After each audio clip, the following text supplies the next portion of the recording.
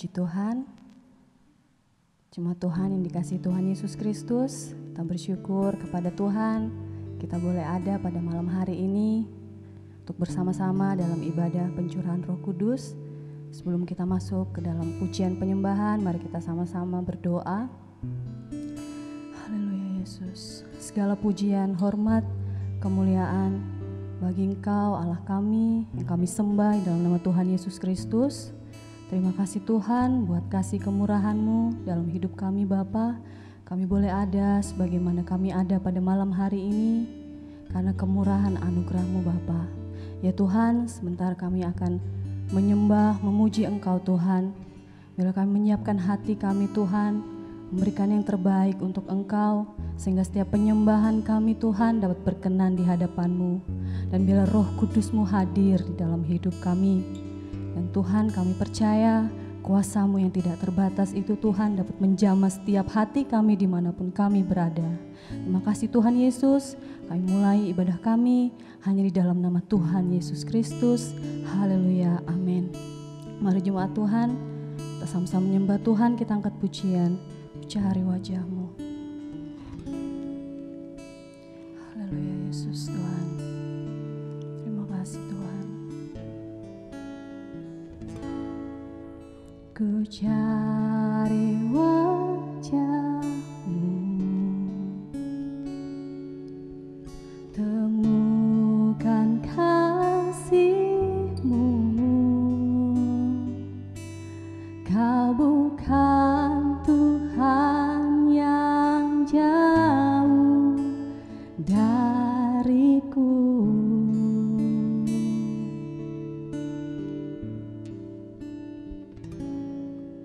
Ku panggil nama-Mu,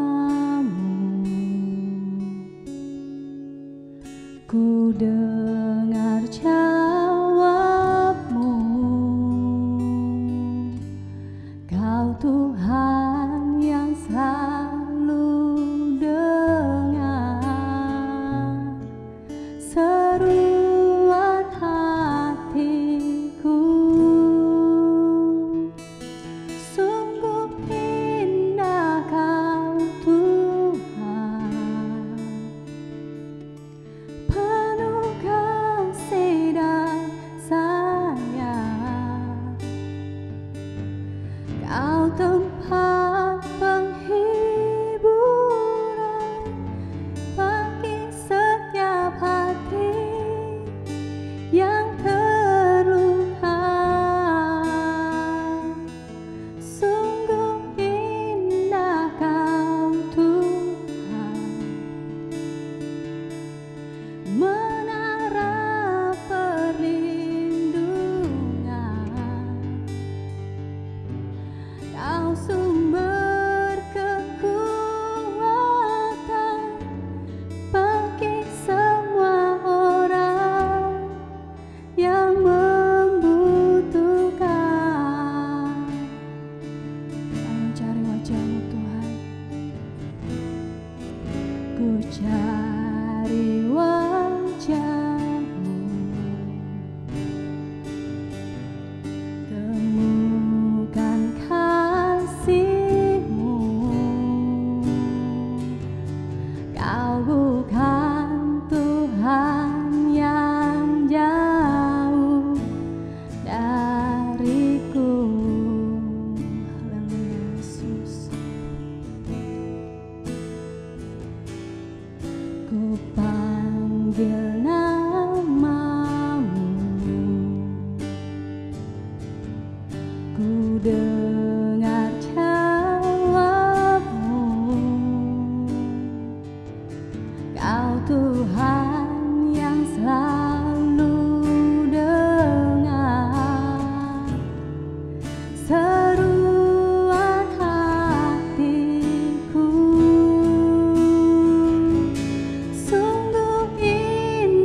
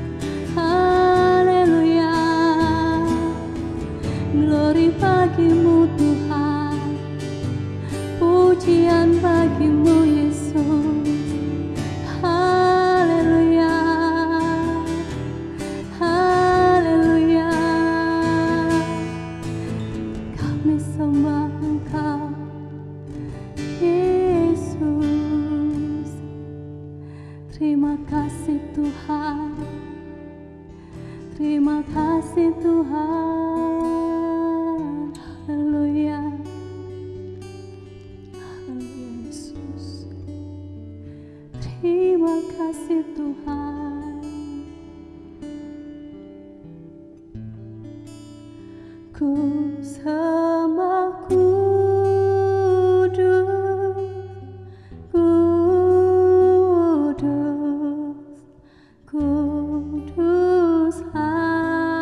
Tuhan, dan ku sanjung Kau mulia, mulia bagimu Tuhan. Ku sembah Kudus, Kudus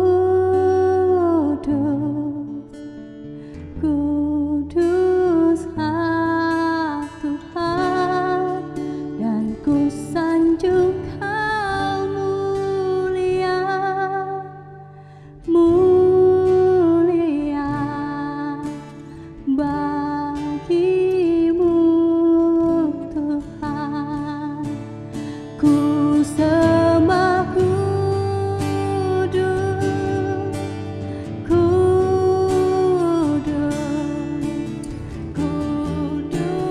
Tuhan, dan ku sanjung Kau mulia, mulia bagimu Tuhan. Ku sembah Kudus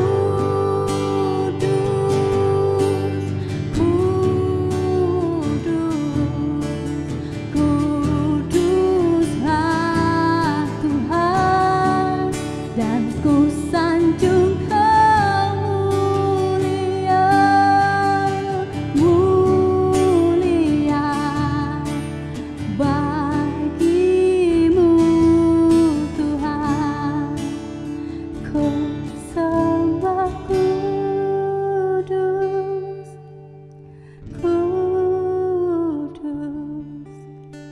Kudus Tuhan, dan ku sanjung Kau mulia, mulia bagimu Tuhan,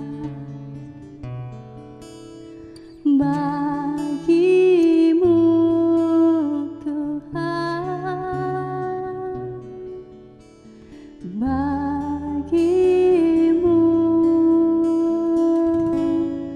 Tuhan. Haleluya, haleluya Yesus Tuhan. Ini menjadi pengakuan hati kami Bapa, bahwa kami menyembah Engkau Tuhan dalam kekudusan. Terima kasih Tuhan Yesus, terima kasih Tuhan. Biarlah setiap pujian penyembahan kami ini Bapa dapat menyenangkan hati-Mu, dapat berkenan di hadapan-Mu Tuhan.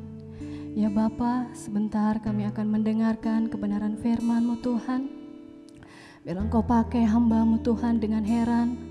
Biarlah Roh Kudus-Mu Bapa yang menguasai anak-Mu Tuhan, sehingga apapun yang disampaikan anak-Mu ini Tuhan dapat menjadi berkat bagi para pendengarnya Tuhan. Sehingga kami Bapa yang mendengarkan kebenaran firman-Mu juga menjadi pelaku-pelaku firman-Mu. Terima kasih Tuhan Yesus, terima kasih Bapa.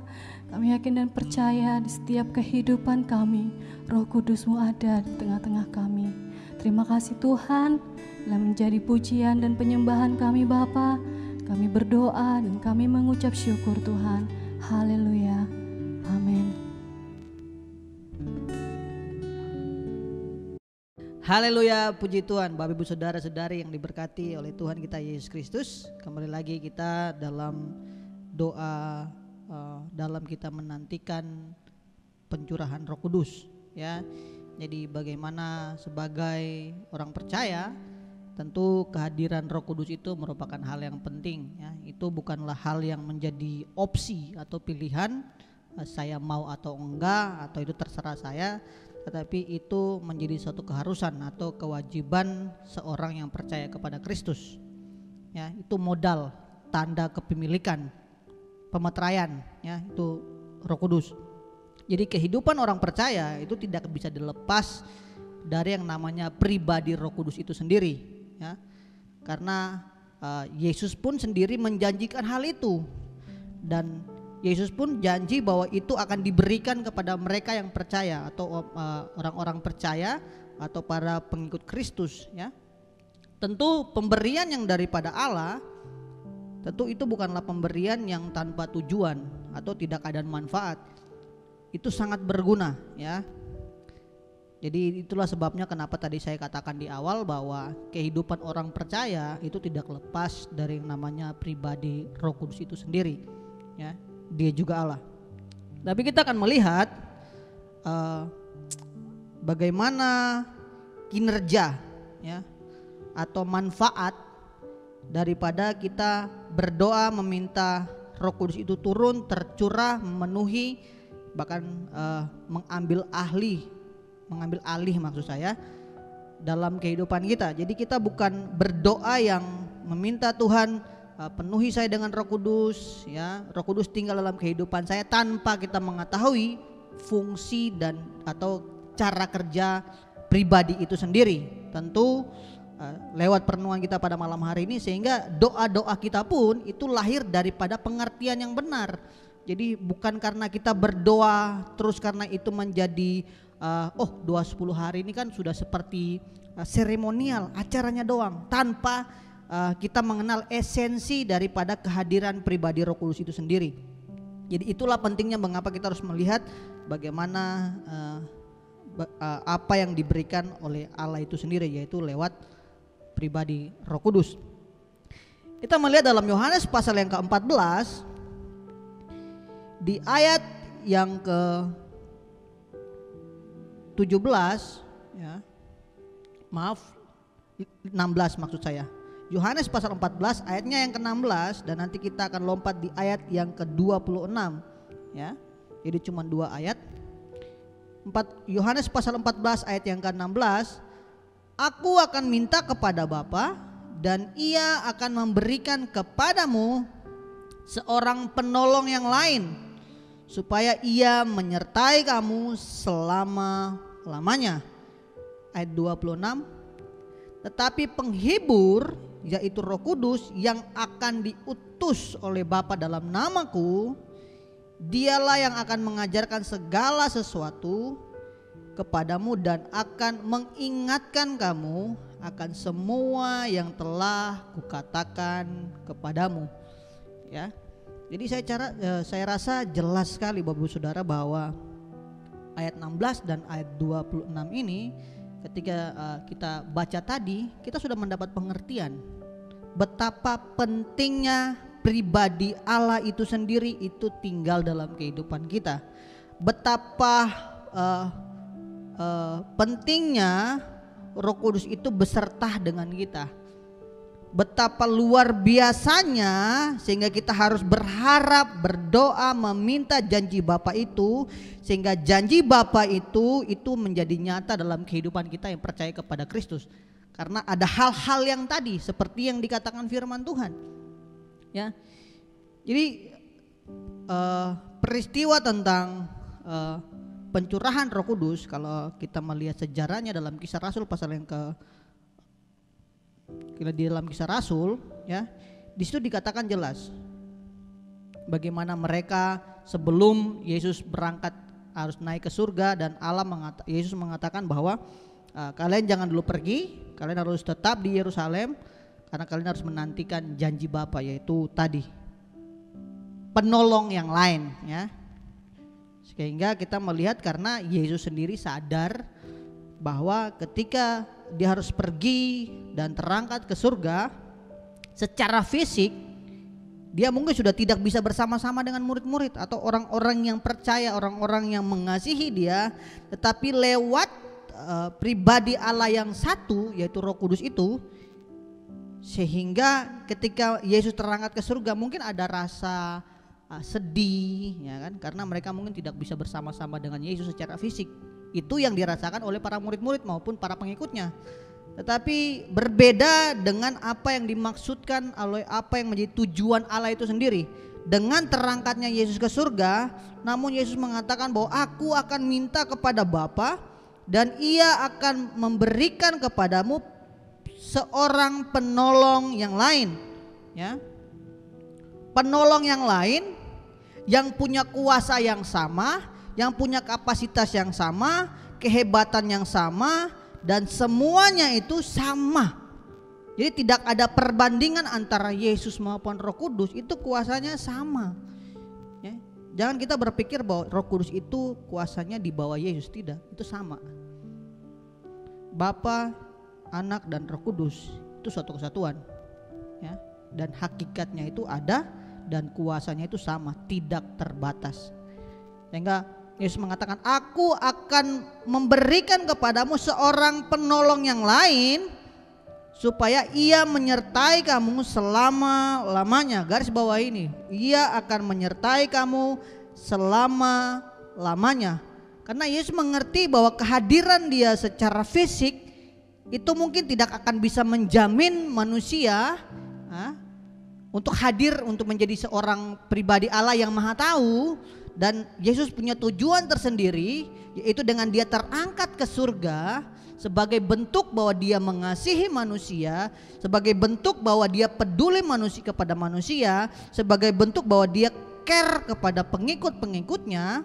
Dan sehingga itu dia berdoa kepada Bapa memberikan seorang penolong yang lain yang akan menyertai orang percaya selama-lamanya. Jadi ini pentingnya Roh Kudus, Bapak Ibu Saudara. Seberapa kita saudara yang sering merasa ditinggalkan oleh Tuhan? Sepertinya itu kita melihat bahwa kita itu tidak disertai Tuhan. Sepertinya kehadiran Tuhan itu tidak begitu nyata, ya. Itu yang sering kita rasakan. Sehingga kita merasa sendiri, merasa tidak ada yang peduli, merasa begitu banyak tekanan hidup yang berat, sehingga sepertinya tangan Tuhan itu tidak begitu cerah dalam kehidupan kita. Tapi sekali lagi lewat momen seperti ini, jadikan momen ini adalah momen berharga, ya. Meskipun pencurahan Roh Kudus itu tidak harus jatuh pada doa pencurahan seperti ini. Setelah lewat ini pun kita masih bisa berdoa meminta, tetapi pakailah momen seperti ini untuk kita berdoa sungguh-sungguh meminta Tuhan, berikan Roh Kudus-Mu tinggal dalam kehidupanku. Jadikan Roh Kudus-Mu itu sebagai satu pribadi yang menguasai hatiku, yang menuntun hidupku, yang menjamin, yang mengingatkan saya akan setiap perkataan-perkataan firman Tuhan yang seperti tertulis di pada malam hari ini, bahwa Tuhan menyertai kita selama-lamanya. Di ayat 26 berkata gini, tetapi penghibur, yaitu Roh Kudus, ya. Jadi Roh Kudus itu penghibur, ya. Yang akan diutus oleh Bapa dalam namaku, dialah yang akan mengajarkan segala sesuatu kepadamu. Sekali lagi, selain dia menyertai kita selama-lamanya, ya, dia juga akan mengajarkan kita segala sesuatu seperti yang dikatakan oleh firman Tuhan. Seberapa dari kita yang punya pengalaman ketika kita dalam keadaan terpuruk, namun seperti kita merasakan tiba-tiba teringat akan firman Tuhan, tiba-tiba teringat tentang mungkin ada satu kisah ataupun beberapa ayat dalam firman Tuhan yang kemudian membuat kita bangkit, yang dari keterpurukan kemudian kita bangkit. Tadinya merasa fail atau gagal, kemudian ketika kita diingatkan kembali bahwa kita disertai Tuhan, ditolong oleh Tuhan, sehingga kita menjadi pribadi-pribadi yang bangkit kembali, yang punya suatu harapan, ya. Dikatakan apa? Penghibur, yaitu Roh Kudus yang akan diutus oleh Bapa dalam namaku, dia akan mengajarkan segala sesuatu kepadamu. Roh Kudus ini juga yang akan membantu kita untuk berani berkata no untuk pada sesuatu hal yang tidak benar, ya. Tapi sekali lagi, ketika kehadiran Roh Kudus tidak begitu penting, kita akan mudah sekali melakukan pelanggaran, ketidakbenaran itu akan begitu melekat. Tetapi ketika ada Roh Kudus ya dalam kehidupan orang percaya, dia akan berani berdiri dengan tegas, ya di atas ya, tidak di atas tidak. Ya, sehingga pribadi Roh Kudus inilah yang akan memampukan seseorang melakukan firman Tuhan. Saya rasa semua kita bergumul untuk hal itu. Melakukan firman Tuhan itu bukanlah hal yang mudah ya.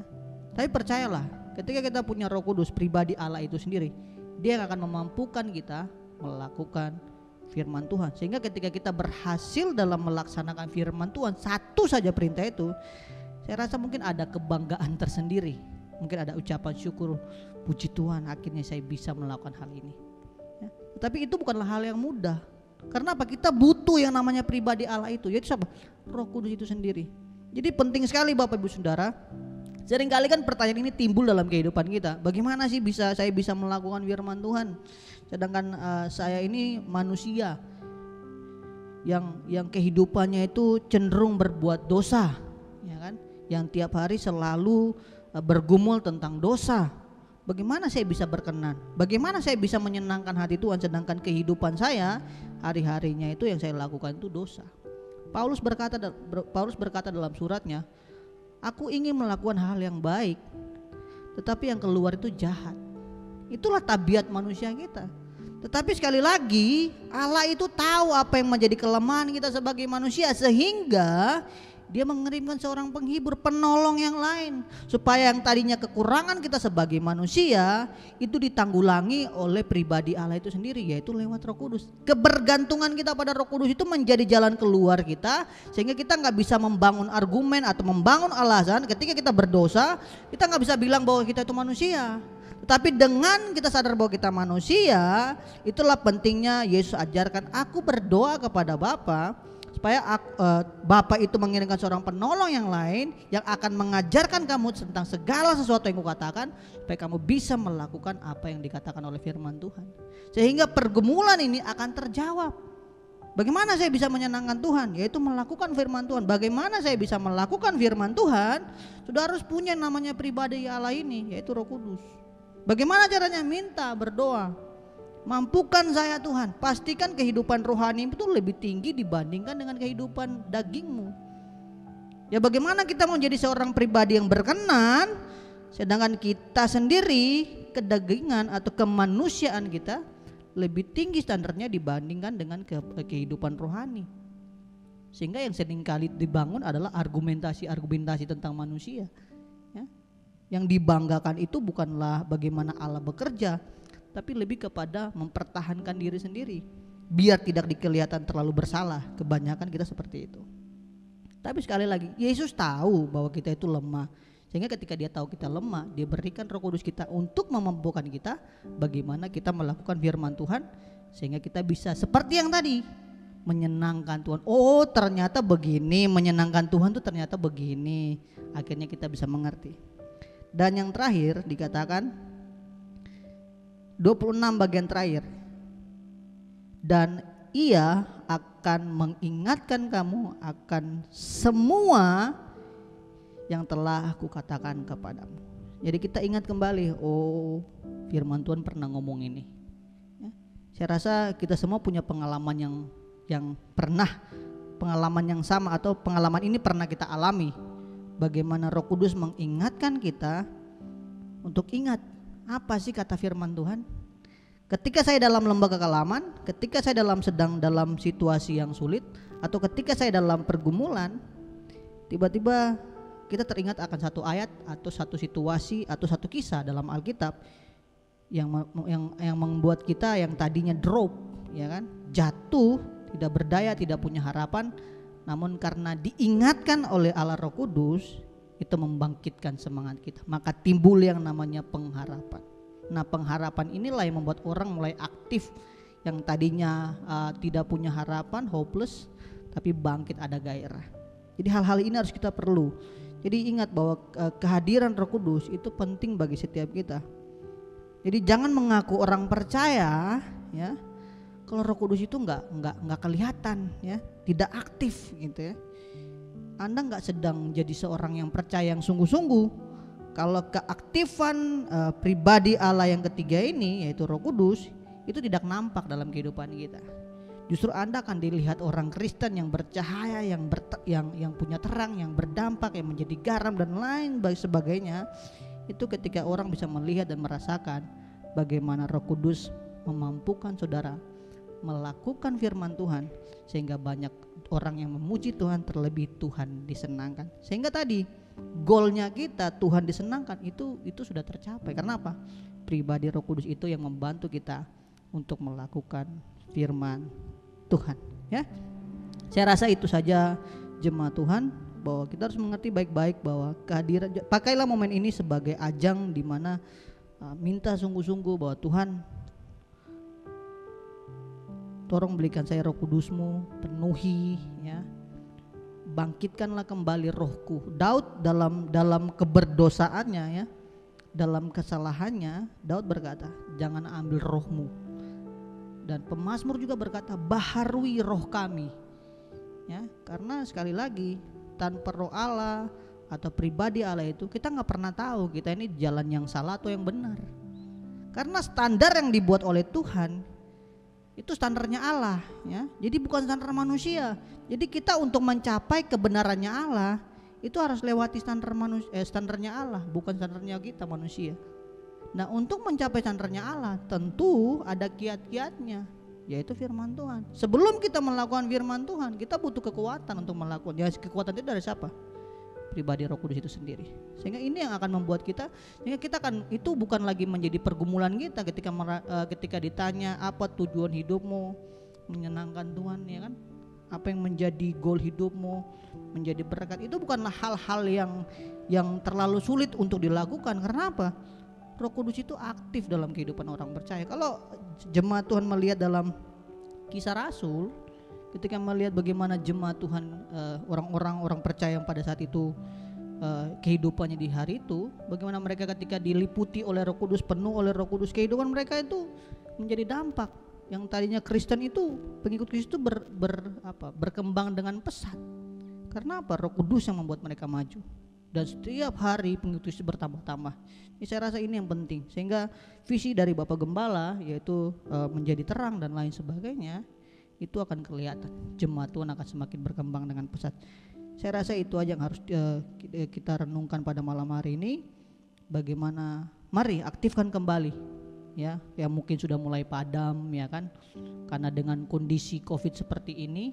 Tetapi mulai ini menjadi ajang untuk oke, Tuhan, bangkitkan gairah saya, bangkitkan semangatku untuk selalu berharap berlindung. Tuhan, penuhi saya. Roh Kudus, mari datang hadir di tengah-tengah saya, ya. Tapi di satu sisi kita meminta Allah Roh Kudus datang hadir di dalam kehidupan kita. Tapi di sisi lain, ingat, Roh Kudus itu akan hadir dalam kehidupan kita ketika ada kebenaran hidup. Jadi hidup yang gelap harus disingkirkan, ya. Saya rasa itu saja. Mari kita tundukkan kepala dan kita berdoa. Bapa, kami mengucap syukur untuk segala sesuatu yang Kau berikan dalam kehidupan kami. Karena kami tahu Engkau Allah yang begitu mengasihi kami, sehingga ketika Engkau terangkat ke surga, Engkau memberikan seorang penolong yang lain, yaitu Allah Roh Kudus, yang menjaga, melindungi, bahkan menghibur kami dan mengajar kami tentang segala sesuatu, dan mengingatkan kami tentang apa yang telah Engkau ajarkan dalam firman Tuhan. Bantu kami ya Tuhan, untuk membuat kami semangat, baharui hati dan roh kami serta pikiran kami, sehingga kehidupan kami semakin hari semakin berkembang di hadapan Tuhan, semakin hari semakin berkenan seperti apa yang Engkau mau. Ya Tuhan, bersyukur untuk semuanya. Dan kiranya setiap doa-doa kami, setiap seruan, bahkan setiap keinginan kami, yaitu bagaimana kami meminta dalam momen seperti ini, Allah Roh Kudus, kiranya Engkau berkembang, kiranya Engkau menjadi nyata dalam kehidupan jemaat Tuhan yang ada, sehingga jemaat ini menjadi jemaat-jemaat yang penuh dengan antusias, punya semangat yang tinggi dalam melakukan apa yang menjadi maumu ya Tuhan, dalam kebenaran firman Allah. Terima kasih Tuhan, terima kasih. Berkati kami, tolong kami, dan sertai kami di dalam nama Tuhan Yesus Kristus. Haleluya, amin.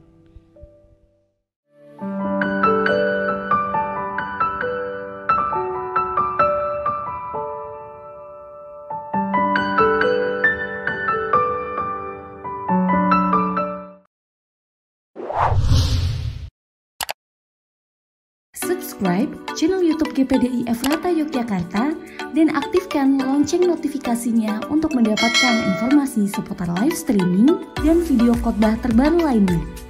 Tombol subscribe berada di kanan atas channel kami dan jangan lupa klik tombol loncengnya. Tuhan Yesus memberkati.